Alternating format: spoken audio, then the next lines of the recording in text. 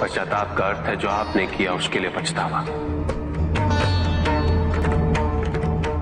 यदि आप चोरी करते हैं तो आप चोरी के लिए पछता लेते, आप हिंसा करते हैं तो आप हिंसा के लिए पछता लेते। आपको दोष अपने दुष्कृत्य में अवश्य दिखता है, किंतु अपने आप में नहीं।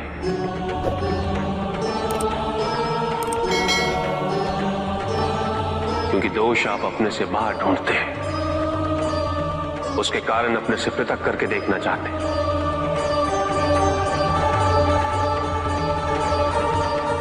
यदि आप ऐसा नहीं करेंगे तो अपने अहम को, अपने अहंकार को सुरक्षित कैसे रख पाएंगे? और इसके लिए सबसे सरल माध्यम बन जाता है पश्चाताप।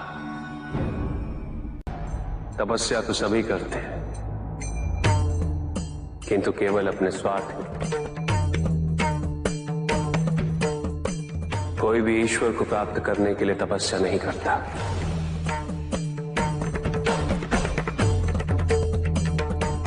कोई भी तपस्या इसलिए नहीं करता कि उसकी भक्ति उसके आराध्य तक पहुंच जाए।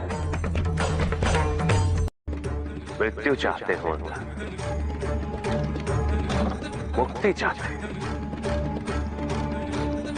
किंतु मृत्यु से मुक्ति प्राप्त नहीं होती। ना ही मृत्यु जीवन का अंत होती। सृष्टि ही जीवन, प्रकाश ही जीवन। और यदि जब हम नेत्र खोले और हमें प्रकाश की अनुभूति ना हो, तो इसका यह अर्थ नहीं कि प्रकाश कहीं नहीं। प्रकाश है। आवश्यकता है तो अपने नेत्र खोलकर अंधकार के परे देते। यदि इस संसार में उन्नति तभी संभव है जब इस संसार में समानता हो, बराबरी। यदि कोई सर्वशक्तिशाली ही नहीं रहेगा तो कोई निर्बल नहीं होगा। यदि कोई बड़ा नहीं होगा तो कोई छोटा ही नहीं रह पाएगा। शक्ति के इस असंतुलन को संतुलित रखना अनिवार्य है, क्योंकि ईर्ष्यापूर्ण प्रवृत्ति व्यक्तिगत होती है। वो केवल अपने स्वार्थ, अपने उद्धार तक ही सीमित रहती है। ईर्ष्या ही वो विष है जो व्यक्ति के हृदय में ना हारने की महत्वाकांक्षा को जन्म देती। जीतने की इस व्यवस्था से ग्रसित मनुष्य धर्म अधर्म, न्याय अन्याय, उचित अनुचित का ज्ञान भूल जाता है।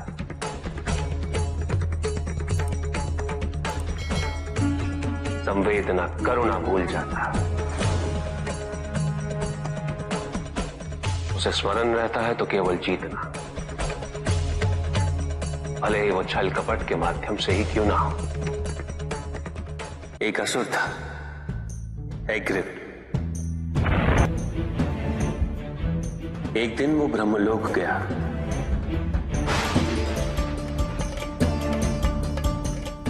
और बड़ी चालाकी से उसने ब्रह्मदेव से चारों वेद प्राप्त कर लिए।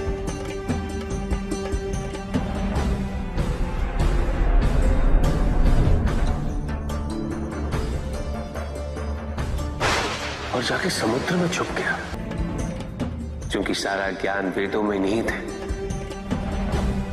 इसलिए संसार से सारा ज्ञान चला गया। जब अज्ञानता का अंधकार फैलता है तो अधर्म बढ़ने लगता है।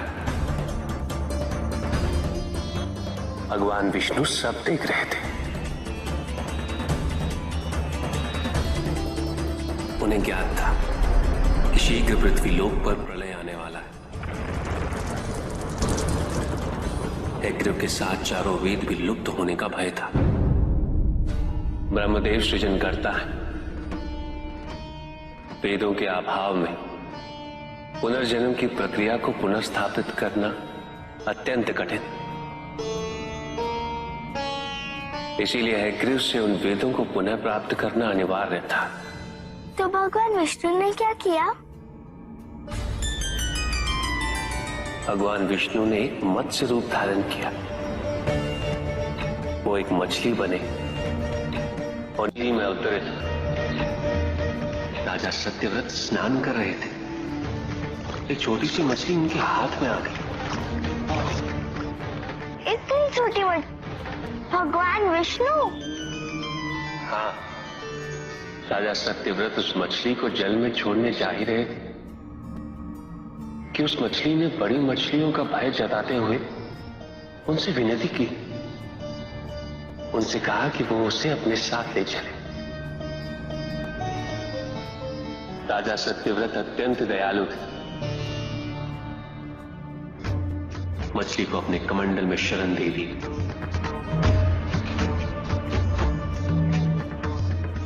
और अपने महल में ले गए। किंतु रात भर में मछली इतनी बड़ी हो गई कि कमंडल में रह पाना उसके लिए संभव ही नहीं था। और उसका बड़ा आकार देखने के पश्चात राजा सत्यव्रत ने उसे कमंडल में से निकालकर एक मटकी में डाल दिया। मटकी में डालने के पश्चात उसका आकार पुनः बड़ा हो गया। तो राजा सत्यव्रत ने उसे मटकी में से निकालकर एक सरोवर में रख दिया।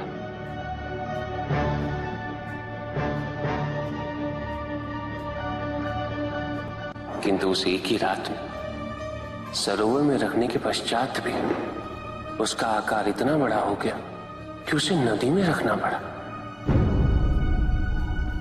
किंतु नदी में रखने के पश्चात भी उसका आकार पुनः बड़ा हो और इतना बड़ा हो गया कि यदि उसे महासागर में नहीं रखा जाता तो उसकी मृत्यु निश्चित थी। राजा सत्यव्रत उसे महासागर की ओर ले गए।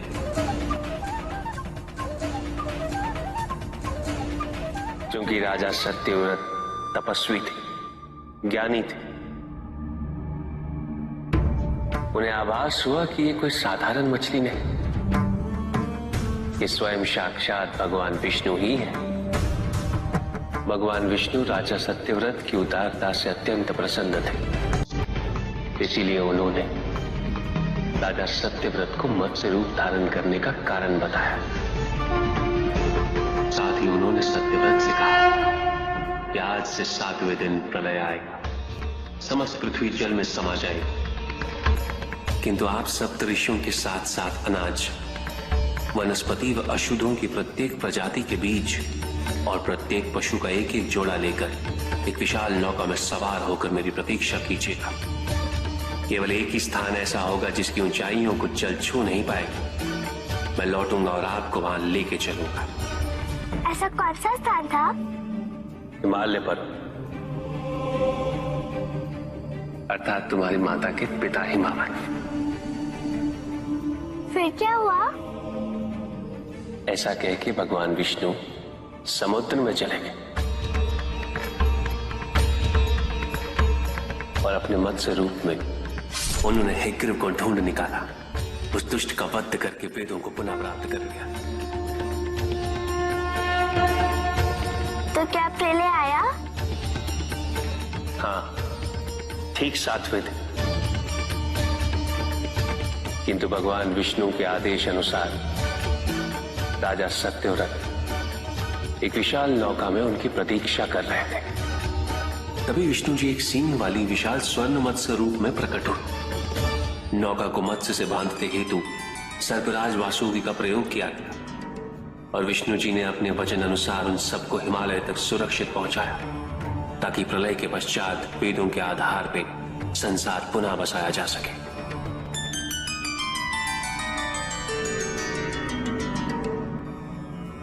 राजा सत्यव्रत मनु कहलाए। मनु अर्थात मानव जाति के प्रजनक। इसी प्रकार भगवान विष्णु ने न केवल वेदों को पुनः प्राप्त कर अपितु समस्त संसार का कल्याण भी। अर्थात भगवान हर संकट में अपने भक्तों की सहायता अवश्य करते हैं। अस्थिरता तो केवल अविश्वास से आती है। स्थिरता के लिए विश्वास अनिवार्य है। विश्वास और शांति की निरंतरता बनाए रखना कैसे संभव है? इस नकारात्मकता का प्रसार हम कैसे रोकें प्रभु? केवल इस जागरूकता से कि सब कुछ अहम से संबद्ध नहीं। जब भी किसी व्यक्ति के कार्य में अहम भाव प्रबल हो तो अहंकार व्यक्ति जैसा भी हो उसे अस्तित्व केवल वैसा ही प्राप्त होता है। व्यक्ति यदि अपने कर्मों के लिए अपने को उत्तरदायी समझे तो वो स्वतंत्र था। जब तक व्यक्ति किसी और को उत्तरदायी समझेगा तब तक वो निर्भर रहेगा। व्यक्ति यदि ये सोचे कि उसके दुख का कारण कोई और है तो वो सुखी कैसे रह पाएगा? यह असंभव है, क्योंकि दूसरों को परिवर्तित करना उसके वश में नहीं। वो तो केवल अपने आप को परिवर्तित कर सकता है। यही एक स्वतंत्रता है उसके पास। जो पीड़ा है, जो कष्ट है, वो व्यक्ति के अपने फल है, अपने निर्णय के फल। और जिस दिन वो अपने निर्णय परिवर्तित कर ले उसी दिन उसके जीवन में परिवर्तन भी आ जाएगा। जिन्होंने जीवन के प्रति घृणा सिखाई उन सभी व्यक्तियों ने पृथ्वी को नर्क बनाने में अपना योगदान दिया। इसलिए अधिकांश व्यक्ति अपने दोष, अपनी त्रुटियां और अपनी व्यर्थता को जीवन पर आरोपित कर मुक्त हो जाते। उन्हें लगता है कि जीवन ऐसा ही होता है और उसके समक्ष वो विवश। वो ये नहीं समझते कि वो जिन प्रवृत्तियों को लिए वो प्रवृत्तियां दुख को जन्म देने वाली वृत्तियां हैं। वो अपनी अज्ञानता के गहराई से अनभिज्ञ है और वो अपने अहंकार में ये स्वीकार नहीं कर पाते कि वो तो कुछ जानते ही नहीं। अहंकार सर्वज्ञता का भ्रम उत्पन्न करता है। न जानने की स्वीकृति बहुत बड़ी विनम्रता है और वही पवित्रता भी है। हमें संसार में संतुलन को बनाए रखने के लिए पवित्रता के आधिक्य की आवश्यकता है। किंतु प्रभु, इस पवित्रता में कौन से लक्षण अनिवार्य हैं? अनेकों लक्षण हैं, किंतु इन परिस्थितियों में जो सबसे अधिक महत्वपूर्ण है वो है सतित्व।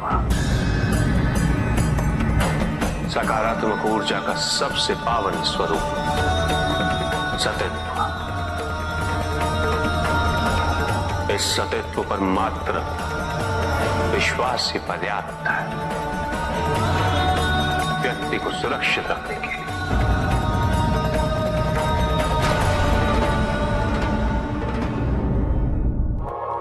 एक बार व्यक्ति इस सतित्व पर विश्वास कर ले तो नकारात्मकता सदैव के लिए दूर हो जाती है और संतुलन स्थापित होता है। अहंकार तो हानिकारक है ही, किंतु सतित्व पर अहंकार घातक होता है। जहां न अमृत, न विष, न सुख, न दुख, न स्वर्ग, न नरक, वही परम आनंद है। उसी परम आनंद तक की यात्रा है तुम्हारी। ये यात्रा आनंद के सानिध्य की है। ये यात्रा सानिध्य के आनंद की है और इस यात्रा में मैं प्रतिपल तुम्हारे साथ हूं। मुझे ढूंढो मत, केवल पहचानो तुम ही मैं हूं, मैं ही तुम। हर आरंभ का मैं ही अंत हूं। और हर अंत सदैव मेरा ही आरंभ होगा। देव देव महादेव शिवा, देव देव महादेव शिवा। चंद्रमा उसी जल में प्रतिबिंबित होता है जो जल शांत है। फिर यही तो समस्या होती है मन की। मन कभी भी शांत नहीं हो पाता। जहां शांति नहीं वहां कुछ भी नहीं रुकता। समुद्र की लहरों की भांति विचारों का उपद्रव मन को निरंतर स्थिर रखता। कुछ भी सुनने और समझने के लिए मन का मौन रहना आवश्यक है, किंतु मन मौन रहना नहीं जानता। वो तो निरंतर कुछ ना कुछ कहता रहता, प्रतिपल शब्दों का आक्रमण चलता रहता है मन पर, और यही आक्रमण है जिसके कारण व्यक्ति कभी भी शब्दों के परे नहीं जा पाता। जहां जीवन की सत्यता का बोध उसकी प्रतीक्षा कर रहा होता। साथ छल तुम्हारी अपनी इच्छाओं ने किया है, तुम्हारे हट ने किया है, तुम्हारी अपनी सोच ने किया है। ये रहस्य नहीं कि प्रत्येक आत्मा मुक्ति की इच्छुक होती है। जो मरता है वो है पंचभूतों से निर्मित शरीर।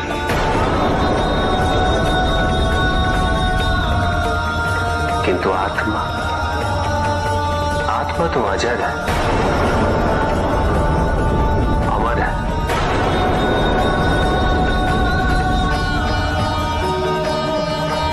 जिसकी यात्रा मोक्ष पर संपूर्ण होती।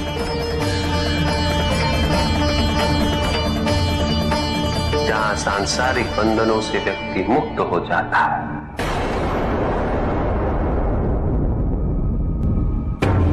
सारी इच्छाएं लुप्त हो जाती। किंतु तुमने तो कभी सत्य की खोज ही नहीं की। तुम तो सदैव उन तत्वों को ढूंढते रहे जो तुम्हारे अहंकार के पोषण हेतु आवश्यक थे।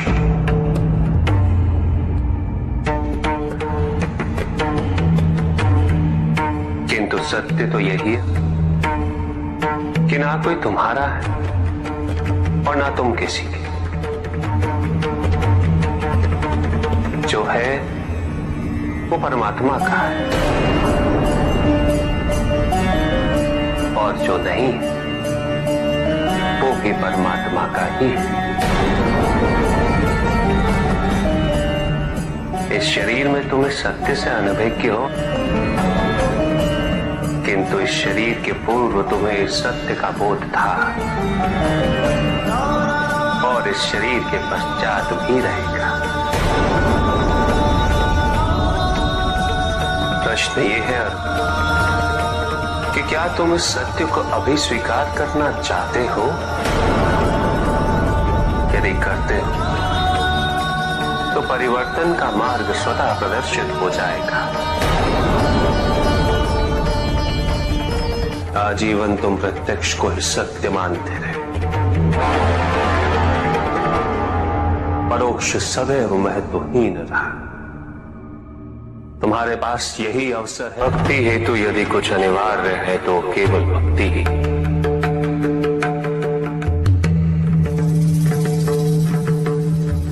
किंतु प्रश्न ये है कि क्या आपकी भक्ति संपूर्ण है? विश्वास और भ्रम के बीच की रेखा अत्यंत महीन होती है।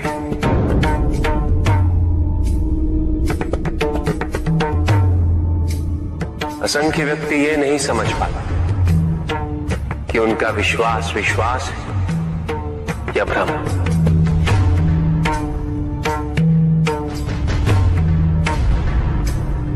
मुझ तक पहुंचने के लिए किसी और की आराधना अनिवार्य नहीं। मेरे सच्चे भक्त तो मुझे किसी भी रूप में पूज सकते, किसी भी रूप में प्राप्त कर सकते। ओम नमः शिवाय। पुरुष और प्रकृति एक है, वो कभी पृथक नहीं हो सकते।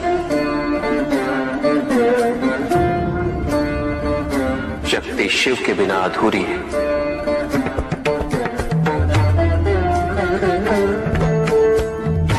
और शिव तो शक्ति के बिना शव के समान है।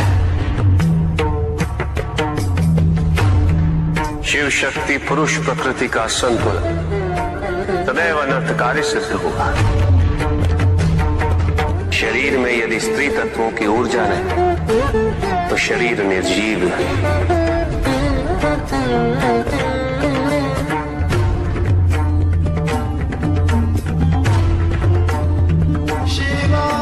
शक्ति और शिव के संपूर्ण रहस्यों को समझ लेना भक्ति, ज्ञान और तपस्या की पराकाष्ठा है।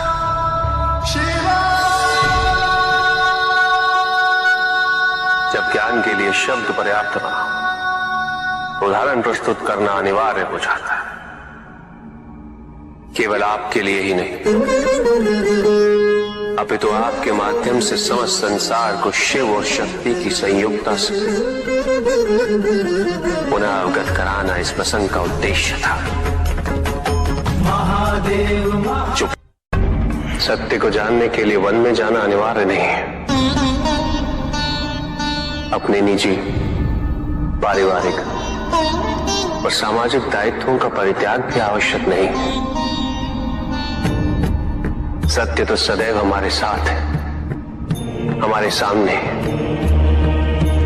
किंतु हम स्वयं धीरे धीरे उस पे अपने क्रोध, अपने अहम, भय, विचार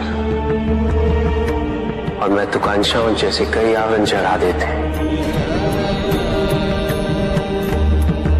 सत्य हमसे नहीं, हम स्वयं सत्य से दूर हो जाते हैं।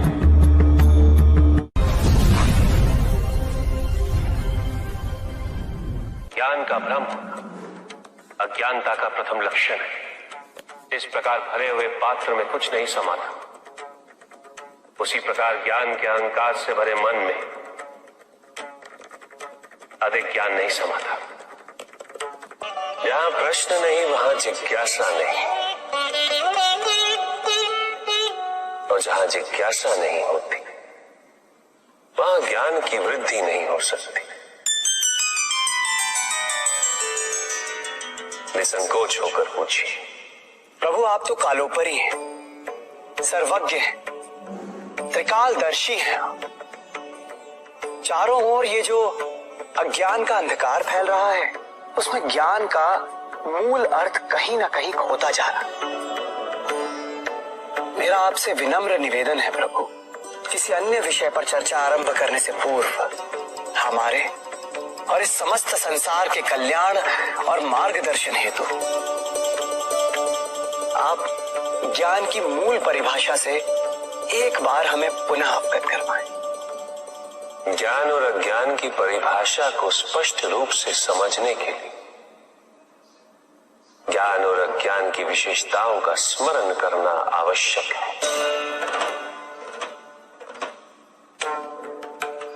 जिसके कारण स्वार्थ, विनाश, क्रूरता, अशांति और भय में वृद्धि हो, वह ज्ञान है। किंतु जो व्यक्ति को उदार, निर्भीक, सहनशील और विनम्र बनाए, वही ज्ञान है। अज्ञान की शक्तियां दुरुपयोग करने हेतु प्रेरित करती हैं, किंतु जो अपनी शक्तियों और अपने सामर्थ्य के प्रति अपने उत्तरदायित्व को समझाए, जो न केवल अपने अपितु अपने से पहले संसार के उद्धार हेतु प्रोत्साहित करे, वो ज्ञान है। ज्ञान का मूल उद्देश्य ही परोपकार है, सृजन है। दूसरों की भावनाओं को समझना, उनका आदर करना, यही ज्ञान है। क्योंकि ज्ञान हमें न केवल अपने अपितु दूसरों के दुख और सुख के प्रति भी संवेदनशील बनाता है। किंतु जो दूसरों की भावनाओं का अनादर करे, उसे ज्ञान की श्रेणी में कैसे रखा जा सकता है? अज्ञान के कारण व्यक्ति सांसारिकता में बंधता जाता है, वो माया में उलझता जाता है। अज्ञान परम सत्य से दूर ले जाने का माध्यम है, किंतु ज्ञान व्यक्ति को परम सत्य की ओर ले जाता है। ज्ञान मुक्तिदायक है, मोक्ष का मार्ग है, और इस मुक्तिदायक ज्ञान का सर्वोच्च रूप है आत्मज्ञान। और यही ज्ञान की पूर्णता भी है। ज्ञान और अज्ञान का भक्ति का उचित मार्ग बताए हमें, ताकि मेरी भांति दूसरा कोई भूल ना करे। भक्ति मुक्ति का आधार है पुष्पदल, और मुक्ति तो केवल समर्पण से ही संभव होगी। और समर्पण के लिए पुष्प नहीं, स्वर्ण नहीं, आभूषण भी नहीं, रत्न नहीं, धन नहीं, विधि विधान नहीं, केवल अपने मन को अर्पित करना अनिवार्य है। जानना चाहते हो पुष्पधन कि वो कौन से पुष्प हैं जो मुझे अत्यंत प्रिय है? इंद्रियों का नियंत्रण, दया, शांति, तप, क्षमा, ध्यान और सत्य। और जब कोई मेरे इन पुष्पों से आराधना करे, मैं अवश्य प्रसन्न होता। भक्ति में भव्यता आवश्यक नहीं है पुष्पदल, अभी तो सरलता आवश्यक है। भक्त के लिए ये समझना अत्यंत कठिन हो जाता है, प्रायः भक्ति कब मोह में परिवर्तित हो जाती है। और ऐसे में पथ भ्रमित होना अनिवार्य है।